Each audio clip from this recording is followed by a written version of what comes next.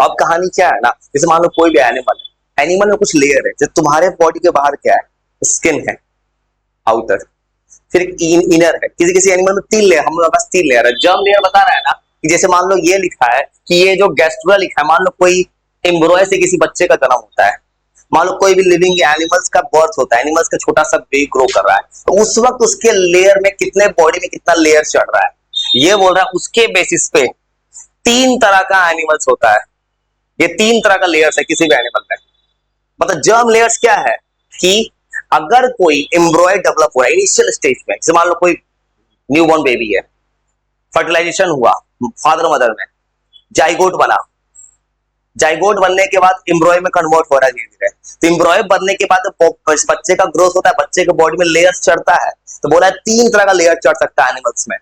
ये 3 तरह का लेयर्स का नाम लिखा है, इक्टोडर्म, मेसोडर्म, एंडोडर्म। और ये है सबसे आउटर कवरिंग इक्टोडर्म। इक्टोडर्म का मतलब क्या है, हमारे बॉडी में ये जो हेयर है, नेल्स है, हमारा जो स्किन है, ये हमारा सबसे आउटर लेयर है। बस याद रखना, इक्टोडर्म सबसे आउटर लेयर है। इसका काम क्या होगा, आउटर है तो हमें आउटर इन्वायरमेंट से बचाता होगा। स्किन का काम क्या है, हमारे बॉडी में अंदर के इंटरनल ऑर्गन्स को बचा लेता है। अब मेसोडर्म जो है किसी किसी एनिमल्स में होता है, किसी में नहीं होता है। अब किस एनिमल में होगा, एडवांस एनिमल, हम जैसे इंसान हो गए। लोअर एनिमल से बोलता है किताब में 2 तरह का, अभी 2 तरह का और क्लासिफिकेशन आएगा पीछे। 2 तरह का एनिमल होता है, डिप्लोप्लास्टिक, ट्रिप्लोप्लास्टिक। तो ये मेसोडर्म जो होता है ना, ये किसी किसी एनिमल्स में होता है। और ये किस एनिमल में पास होगा, जिसके पास होगा एडवांस सिस्टम। जैसे हमारे पास सर्कुलेटरी सिस्टम है, हमारे पास रिप्रोडक्टिव सिस्टम है। मतलब जिस और जो एनिमल, एनिमल का लेयर होता है, एक होता है और एनिमल ऑर्गन सिस्टम लेवल का, जो हम लोग हैं, जो ऑर्गन सिस्टम वाले के पास है मेसोडर्म। और जिसके पास मेसोडर्म है ना, तो मेसोडर्म किसके बीच में होगा, इन दोनों के बीच में। बस याद रखना है, इक्टोडर्म बाहर का काम करता है, इसका काम है स्किन बनाना, नेल्स, हेयर।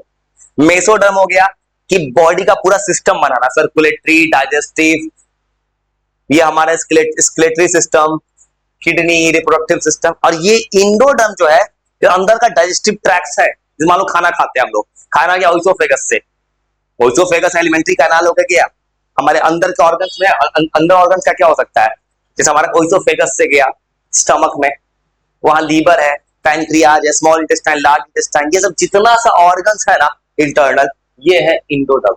तो तुम रीड करो, कहां रटना नहीं है, बस रीड करो, बताते कैसे याद करना। पूरा कहानी याद कराया एनसीईआरटी को याद कर लेंगे। तो कहानी का मतलब क्या है कि जर्म लेयर होता है, किसी भी एम्ब्रॉय का डेवलपमेंट हो रहा है, उस वक्त उसके बॉडी में कितना सारा लेयर बना है, और उसके बेसिस पे 3 तरह का लेयर बन सकता है, एक्टोडर्म, इंडोडर्म, मेसोडर्म। एक्टोडर्म मतलब सबसे आउटर लेयर तुम्हारे बॉडी का दिख रहा है, जैसे तुम्हारे बॉडी के बाहर तुम्हारा स्किन दिख रहा है, तुम्हारा हेयर, नेल दिख रहा है, उसका काम है आउटर इन्वायरमेंट से तुम्हें बचाना।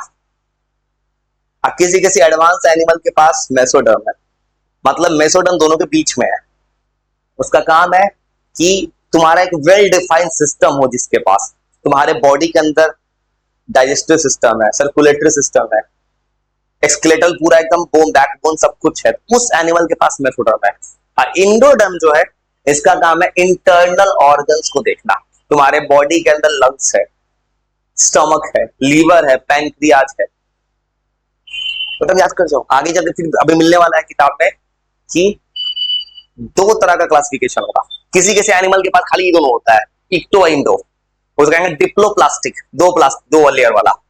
कोई कोई एनिमल होगा 3 लेयर वाला, ट्रिप्लोप्लास्टिक।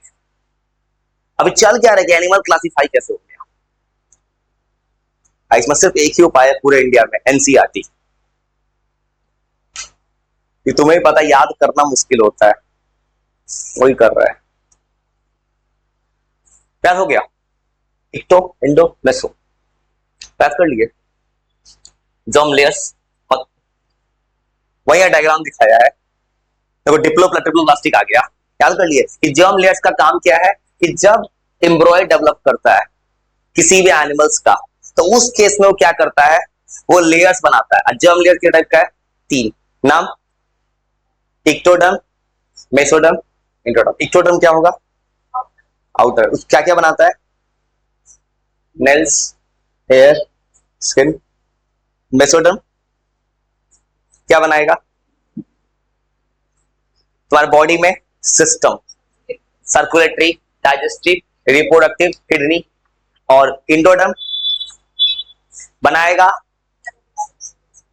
वो बनाएगा पूरा एसोसिएटेड ऑर्गन, डाइजेस्टिव ट्रैक और इंटरनल ऑर्गन। एसोसिएटेड ऑर्गन कौन कौन आ सकता है? Liver, pancreas.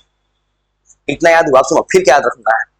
अब देखो, अब तुमको पता है कि 3 तरह का लेयर होता है। अब किसी किसी एनिमल में क्या होता है? 2 होता है, किसी में 3। अगला क्लासिफिकेशन क्या बोल रहा है किताब में कि 2 तरह का क्लासिफिकेशन हो सकता है। डिप्लोप्लास्टिक, याद करना आसान। इस आदमी के, इस एनिमल के पास 2 ही लेयर है।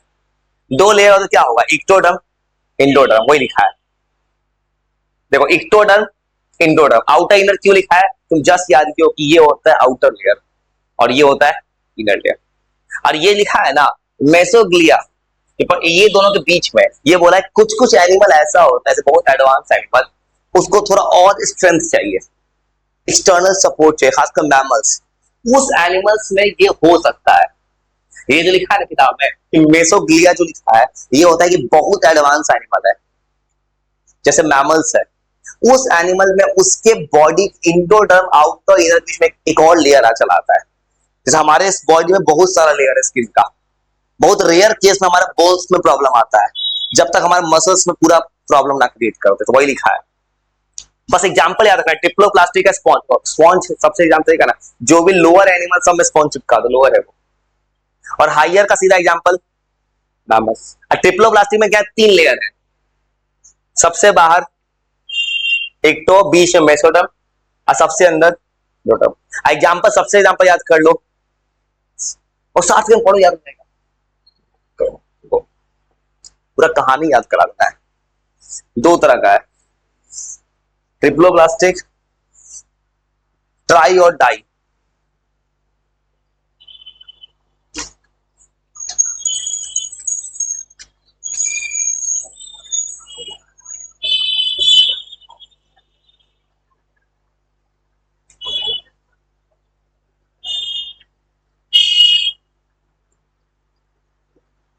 याद हो गया कहानी? 2 है, ट्रिप्लो, डाई। ट्रिप्लो में 3, डाई में 2। तो ये पूरा कहानी याद हो गया होगा? याद हो गया? वो पूरा कहानी याद हो गया कि जर्म सेल्स है, जर्म का 3 पार्ट है, एक्टोडर्म, मेसोडर्म, इंडोडर्म। इसके पीछे में 2 तरह का एनिमल है, डिप्लोप्लास्टिक और ट्रिप्लोप्लास्टिक। डिप्लोप्लास्टिक मतलब उसके पास 2 लेयर है, आउटर में है एक्टोडर्म, इनर में है इंडोडर्म। अब किसी किसी एनिमल में जो होता है एक अलग से प्रोटेक्टिव लेयर आ जाता है एडवांस में। इसका एग्जांपल हो गया स्पॉन्जेस। और ट्रिप्लोप्लास्टिक में 3, आउटर में है एक्टोडर्म, बीच में है और सबसे अंदर है इंडोडर्म। इसका एग्जांपल से बोलना मैमल्स, पूरा मैमल्स। अभी तक कहानी याद हो गया? पूरा किताब है तो पूरा याद करा, किताब खोल के दिखा रहे हैं कितना आसान है। अब अगला क्लासिफिकेशन, वो किताब में कर क्या रहा है एनसीईआरटी किताब में, पहले तुम्हें पढ़ा रहे हैं किस किस टाइप का क्लासिफिकेशन पूरा पढ़ा दे रहा है, और तब बाद में आखिरी चीज क्या पढ़ना है कि जितने टाइप का क्लासिफिकेशन होता है 10 नाम आएगा भी, सबका अलग से प्रॉपर्टी पढ़ना। उस समय काम क्या देगा, जो तुम नाम पढ़ लियो कौन प्रॉपर्टी है उसको कंपेयर करना आसान हो जाएगा। यही पढ़ना है किताब में। अब अगला बॉडी वॉल और गट वॉल को स्पेस है, बॉडी कैविटी। अब ये गट वॉल क्या होता है, जैसे तुम्हारे बॉडी में जैसे इनर लाइनिंग है स्टमक के पास, ये गट वॉल जो होता है जैसे डाइजेस्टिव ट्रैक्ट के पास हमारा लाइनिंग है, वहां बहुत सारा विसरल ऑर्गन्स होता है।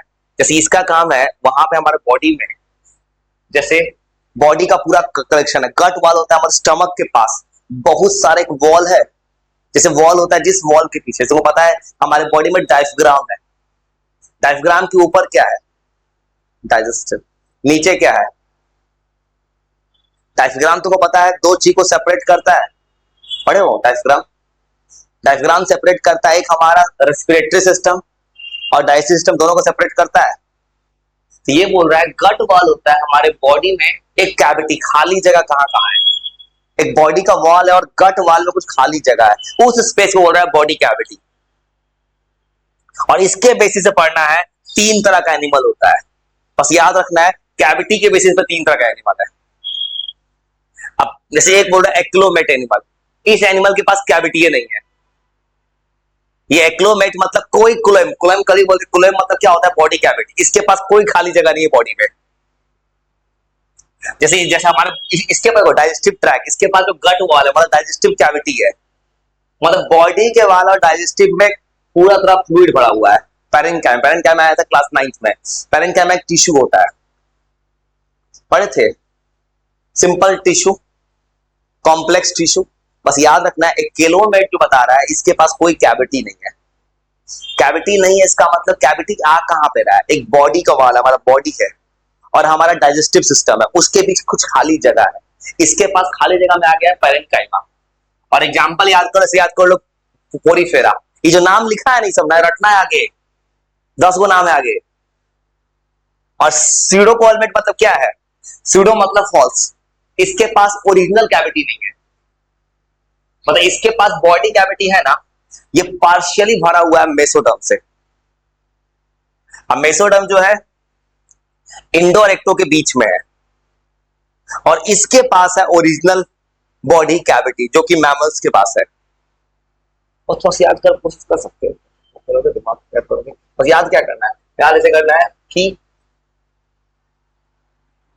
बॉडी कैविटी कहां है, हमारे बॉडी में है, एक है बॉडी वॉल और एक है गट वाल। गट वाल पता होता है डाइजेस्टिव ट्रैक, वहां कुछ खाली जगह है। उस बेसिस पे तीन तरह का एनिमल बनाया है, एक्लोमेट, सीडोमेट और क्लोएमेट।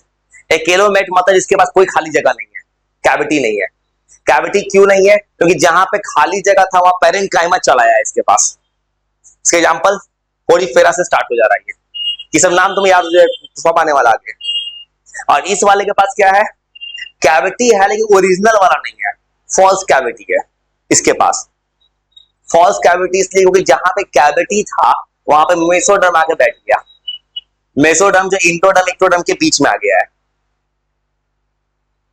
और क्लोएमेट के पास ओरिजिनल कैविटी है इसके पास।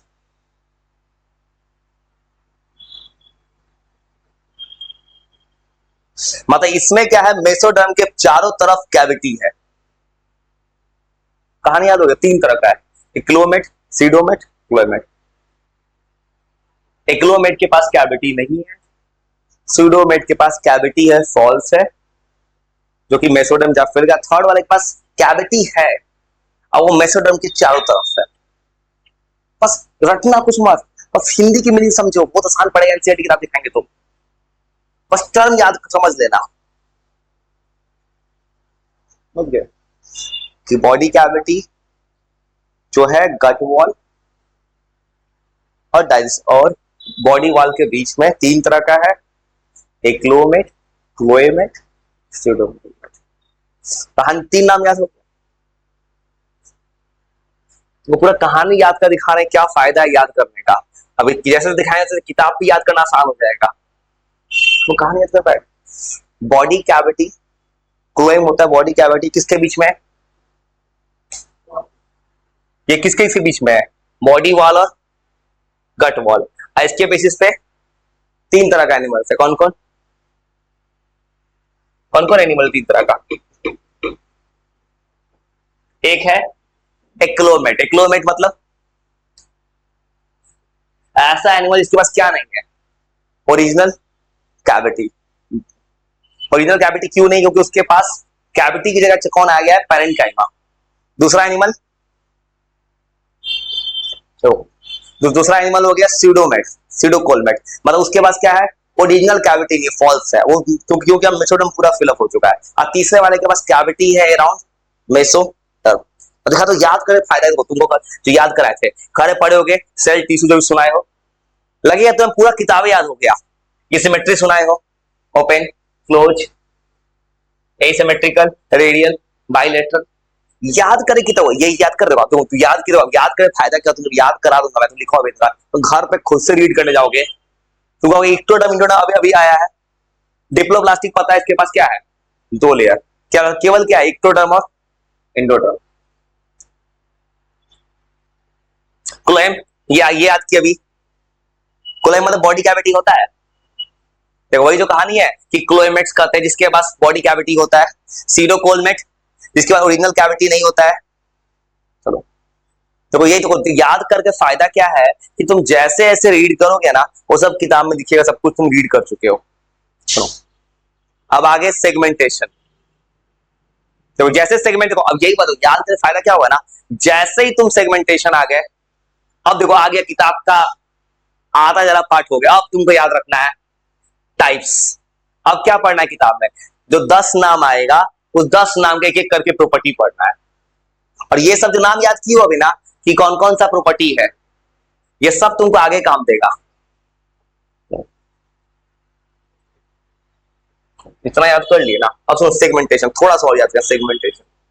यहां तक तुमको किताब में जो है क्लासिफिकेशन एनिमल्स तक यहां पे दिया। सेगमेंटेशन मतलब क्या है, मतलब कितना सेगमेंट्स में डिवाइड कर सकते हैं, मतलब कितना सेगमेंट, मतलब बॉडी किस सेगमेंट में डिवाइड है। जैसे मछली देखे हो, मछली के बॉडी में सेगमेंट्स होता है। मछली देखे होगे तो मछली के बॉडी में ऐसे ऐसे होता है।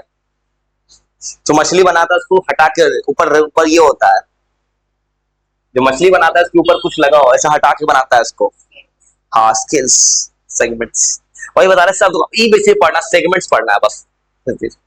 और सेगमेंट्स मतलब क्या, तुम्हारा बॉडी कितने चीज में डिवाइडेड है, डिफरेंशिएटेड है, बस इस बेसिस पे याद रखना कि दो तरह का होता है।